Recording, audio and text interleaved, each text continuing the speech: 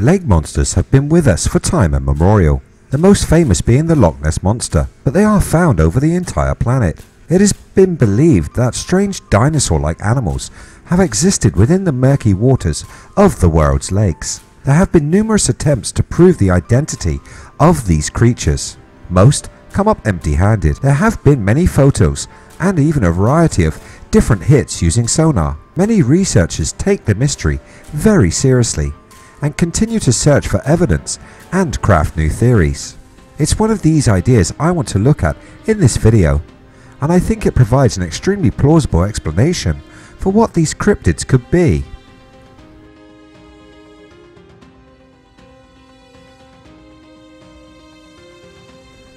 Welcome to IF, videos on history and mystery. Hit that subscribe button and ring that bell to never miss a video again. Some have the idea that these monsters are reptiles. Everyone knows the idea of a long surviving plesiosaur, but there have been ideas that another type of reptile could be the secret to unlocking the mystery. Car-sized turtles that existed in prehistoric times. These creatures, as the images show, certainly look like a partially submerged saurian animal, which are often reported at the locations of lake monsters. Champ, the Canadian Lake Champlain beast, has been described as a creature that resembles a large turtle, or at the very least an animal resembling some variety of turtle or another large stocky reptile. Giant turtles are hardly the strangest explanation offered to us for sea serpents and lake monsters. Biologist Roy P. McCall and others have suggested the creature reportedly seen in Loch Ness might be actually a variety of long-necked seal. And this to me makes a lot of sense. After all, a mammal would be far more suited to the cold waters in which these animals are said to reside. Doctors Anthony Odermans and Bernard Hovelmans hypothesized a rare long-necked seal was the cause of these legends and strange sightings. They named the creature Megalotauria longicoilus.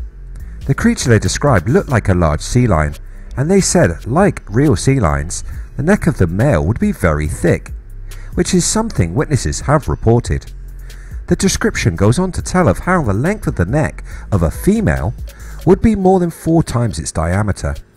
This is important. It would be the norm for this species.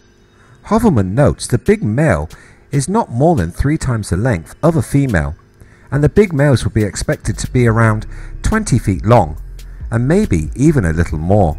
The hind flippers are somewhat close together, and more like a tail of a whale.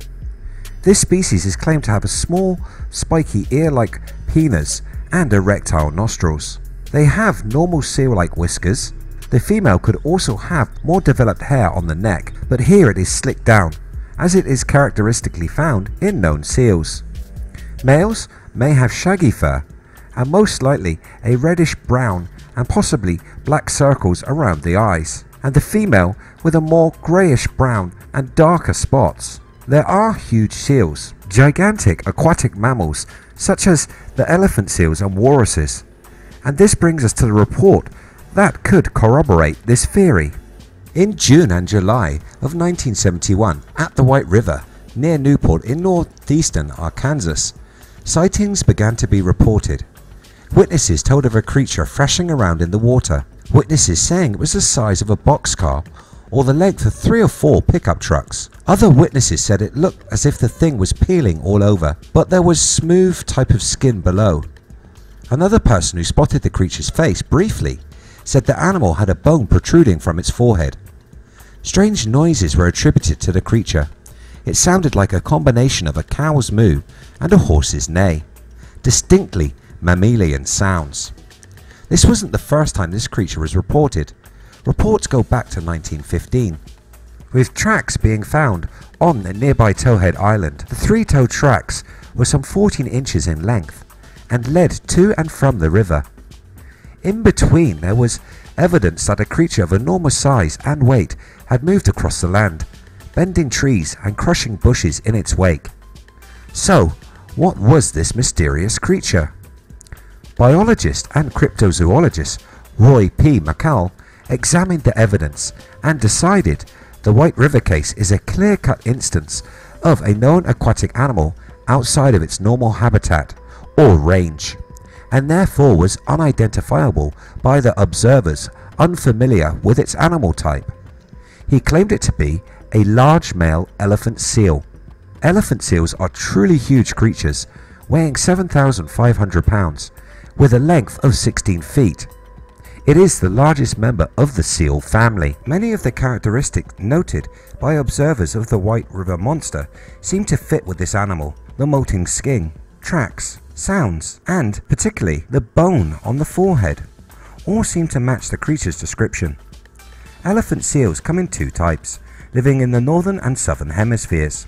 The fact that an animal appeared to be molting during the northern summer suggests it might have been a northern animal. One question that does remain is, if it were a lost elephant seal, how could it explain the older sightings? Well, maybe a small breeding population could. If an animal the size and as well known as an elephant seal provides an answer in this case, could another type of aquatic mammal explain the other lake monsters we talked about? It would show that these animals do migrate into new areas where they would not commonly be found. Could this possibly have happened with a type of seal, and over the years they have evolved a distinct long neck and other characteristics witnesses describe when spotting a lake-living cryptid? I think this is highly possible and could provide a new avenue for researchers. Do you think this theory offers a reasonable explanation for lake monsters? Have you seen or do you believe in these beasts? Let me know in the comments below.